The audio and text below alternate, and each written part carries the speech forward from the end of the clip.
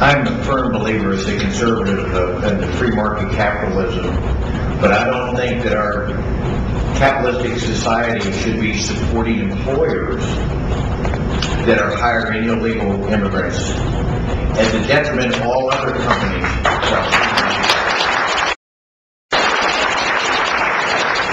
So yes, we have no amnesty. We need to have no health benefits to send back, but we've also got to look at those employers, and they need to be punished just as much as the other individuals that have broken the law. It is.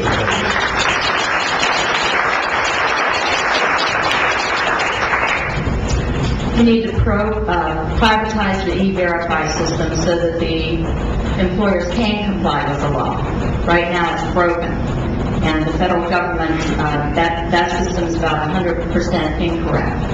So that's one thing we need to do. The other is to reform the 1968 immigration law, which encourages the additional family members to come over from abroad, so there's no separation of families. And what it did, it encourages not only the spouse to come over, but the cousins, the sisters, the brothers, the whole group. So in 1968, that Immigration Act had unintended consequences, and we need to reform that law.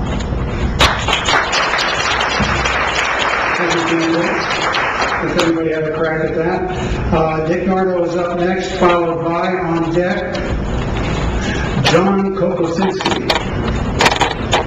Yes, I'd direct my question to Mr. McKinley.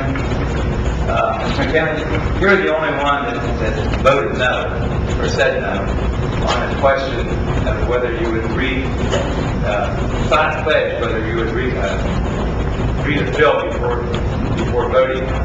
Would you like to explain that? Thank you. I may have a chance to explain that.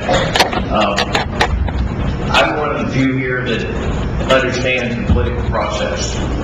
Right or wrong, I was there fighting as in the minority in the West Virginia legislature as a Republican or as a conservative, and I saw numbers of times bills put before us. But sometimes they're good bills. I want the ability that if a bill comes to cut taxes and it's 600 pages long and I don't have a chance to read it, I want to be able to vote for cutting taxes. If there's a bill that comes before us on abortion and it's going to come down to just one vote, I don't want to be restrained from being able to do that. I want to vote for protecting the unborn. There are issues that just come up that make it so difficult, the way the process works. Sometimes in the legislature we would get a bill that was 500 pages long on a budget bill that we had to vote in 2 hours. I don't want to vote no or yes on that until we've had a chance to have a discussion.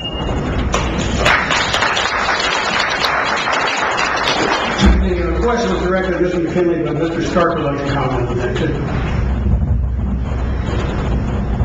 My biggest concern with that response is that you don't know what's in the bill. They stick stuff in the bill that has nothing whatsoever to do with it.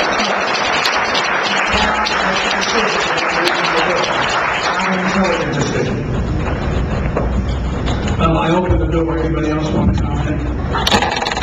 No. Yeah, I'm not a politician, and I'm appalled by that answer. It's the Nancy Pelosi, let's pass it so we can see what's in it. I just don't get it.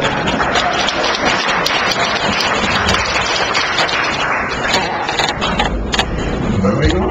Mr. Kokosinski is next, on deck. Is that option rebuttal? Or is rebuttal? Did you want to make an extra comment, Mr. McKinley? Since we didn't intend for this to be a debate, but I think it shows naivete on the part of individuals. I understand how the system works, and I'm not going to vote on something that I don't know something about. I know how this process works, and if I have a chance to work with those individuals, there's a good chance, there is an excellent chance that the conservative movement in this country is going to elect a majority back in Congress. I believe we're going to take back our country as conservatives. And when that happens, it will be our people writing the bills, our conservatives writing the measures as they come out of committee. And I trust when 5 or 6 people that work on a subcommittee that deal with the abortion language, I've got to learn to trust them, that what has come out of that, and I will do everything I can to read the bill. But if someone puts a 600-page bill in front of us and we've not had, I would be troubled too with that. But you have to trust your friends, people that are with you. Okay, we'll move on to the next question. Just one thing on that. There are rules in Congress at this point that require 7 days to review the bill. At times they suspend them.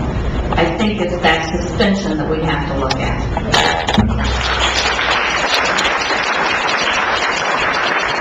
That was an excellent point.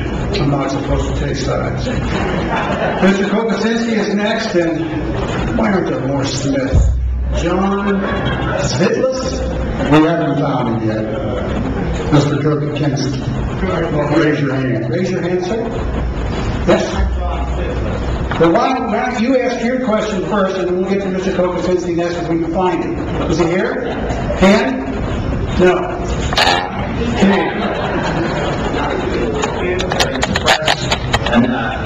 An opinion or taking the position of cutting taxes and balancing the budget. This is contrary to what most of the economists are saying is possible today. So, is there any chance that you would reconsider when the economists are saying to balance the budget and pay down the deficit, that you're going to have to cut entitlements and increase taxes? And if you got to do those two things, what are some of the entitlements that you would cut? And what taxes would you increase? For the answer, Mary Jo Petrillo on deck. Okay, go ahead. Who wants to take that? Mr. Stark. The assumption that you made was interesting because it's the first place people look to because it's the easiest thing to suggest, and that's to cut entitlements.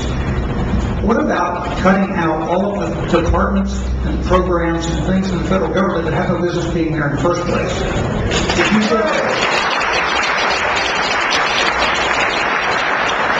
I firmly believe if you will have a sharp knife and a sharp pencil, you can cut $500 billion out of the federal budget. That sounds like a lot, but I believe it can be done. But you have to go back to the Constitution, you have to read it the way it was intended, and you have to chop and cut and slice. Exactly what Harding did in the 1920 recession, and the economy was restored in 18 months. He cut the federal budget by 50%.